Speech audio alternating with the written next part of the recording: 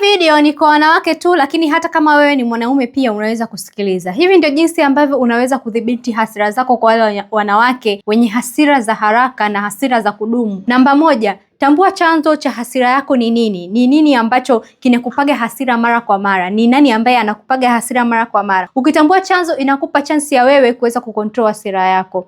Kitu cha pili, chelewa kureact kwenye tukio. Unachelewaje kureact?